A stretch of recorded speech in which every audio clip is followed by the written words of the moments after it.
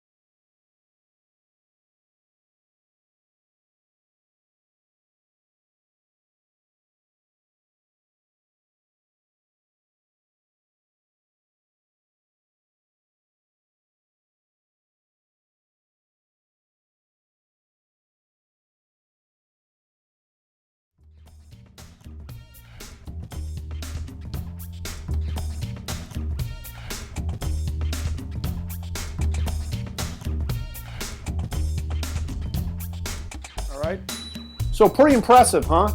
Able to knock out that bid in about 7 minutes. So in about 15 minutes, you can do a complete proposal from start to finish. Let's jump into a little bit of estimating 101 and talk about the basics of estimating from my experience of over 28 years in the service industry, and I've probably estimated thousands and thousands of roofs across millions and millions of square feet. So, number one, the question you have to ask yourself is, based upon what you saw here, do you really want to do this? So, putting an estimating system in place takes time. The good news is that the FCS Estimate system can learn how you estimate and be able to automate your estimating processes. The bad news is it can't do it by itself. Okay, so we got to take some time, we got to set the thing up, and the better we set it up, the better that it's going to work. So, some simple advice as we walk through this process is try to focus less on the journey and focus more on where we're going. Okay, the destination that we're all looking for here is to arrive at the cost of a project. Now, I know you've got your own estimating systems and you do your own things, and sometimes as we're putting this FCS Estimate system in place, people focus too much on what they're doing right now. So don't spend all your time trying to figure out how to make FCS Estimate do what the Edge does or do what your spreadsheets do. Just focus on what really we're trying to accomplish, which is to arrive at the cost. Okay, so let's think of that as our destination. Okay, so we're trying to get to the project cost. So how do we get there? Well, I'm going to tell you, it's with FCS Estimate. I have a very predictable route that is going to take you from where you are to the project cost. Okay, and I can guarantee you that. Now, I know a lot of you are going to have a whole lot of other ways that you would like to try to influence and be able to make it arrive at the same destination. Now, will they get us there? Well, they might. The problem is, I can't guarantee anything other than what I know, which is the simple route of taking FCS estimate, which is basically hang a right out of your driveway, go up 47, take a right on 120, and then arrive at the project cost. Too many times people say, well, what if I did this and what if I did that? And I might even take that journey with them. But it seems like each time I do that, we end up just kind of spinning around in the middle of a field, and then we get stuck in a mud hole, okay? And we don't end up where we want to go, which is the project cost. So once again, I don't know the wrong way to do it. I only know the right way. And the right way is pull out of my driveway, hang a right, go on 47, turn on 120, bear right, and end up at the project cost. Okay? So let's keep that in mind.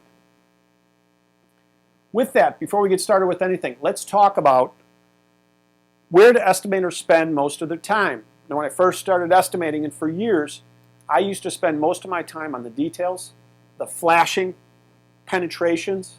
You know, how am I going to flash that crazy curve? You know, and I'd spend all my time on that because it seemed like that was the right place for me to be thinking about. Now, the second thing that I think about is the insulation, the membrane, and the bonding. Those are what I call the primary materials.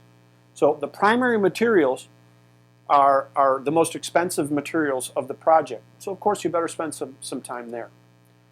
A lot of people would then spend time on some of the staging and some of the dumpsters. I'm going to tell you, staging and dumpsters are far more critical than you think in a job and have far more to do with the ultimate profitability of the job than you think.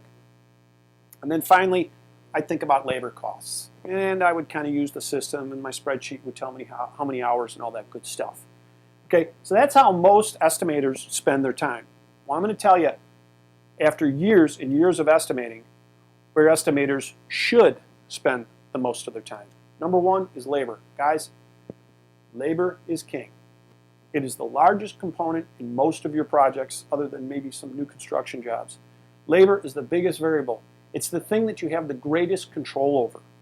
Don't estimate what it should take to do a job. Estimate what your company will take to produce that job. Second, once again, is the primary materials. This is going to be the membrane. This is going to be the bonding. This is going to be all that stuff. Third should be dumpsters. Dumpsters will kill a tear-off if you don't estimate them correctly.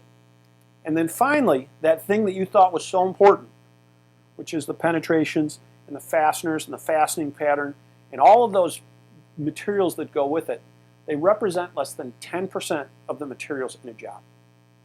So while it seems like you should spend all your time there, the truth is you should spend the least of your time there.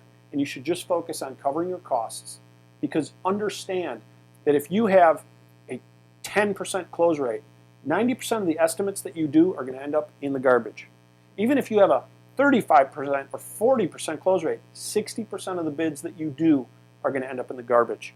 So let's focus on getting our costs covered, nailing the most important things, which are the labor, the primary materials, the dumpsters, and not sweating too many of the details on the other side. I'm going to show you some quick numbers here.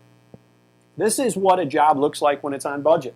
So you've got your labor there, you've got your prime materials, your dumpsters, your other materials, which again is the screws and the minutia, for a total project cost of $1 million. $300,000 worth of profit if you mark it up. 30% gives you a 23% margin job. Now, let's say we're looking for that $300,000, right? So let's say that we were 25% over on labor. So 25% over on labor will impact your job by over $100,000. You'll make $100,000 less if you blow the labor. So you tell me, where's the most important place to spend your time? It's calculating labor.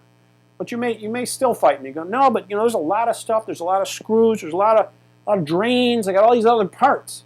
Those will kill me too. Well, let me show you real quick. If you're 25% on all of that stuff, 25% over, the same amount as I demonstrated on labor, it'll cost you 25 grand as opposed to 100. Your markup will go from 18% to from 30% to 26 or 27%. You're losing 3 points. Okay? Now let's say you completely blew that stuff. You fell asleep at the wheel. You forgot the screws. You forgot the plates. Look at the impact on the job. You can blow that by 75%, and it still won't even come close to impacting it as much as if you blew 25% on the other. Okay? Lose 7 points, 7.7 points if you blow 25% on labor. You only lose 1.9% if you go 25% on all the screws and the minutia. And then if you screw the pooch, you'll still only lose 6 points as compared to the 7.7 points if you blow the labor. Focus on labor, guys. Labor is king. And one last time, I'm going to drive this thing home. On budget, you're 30%.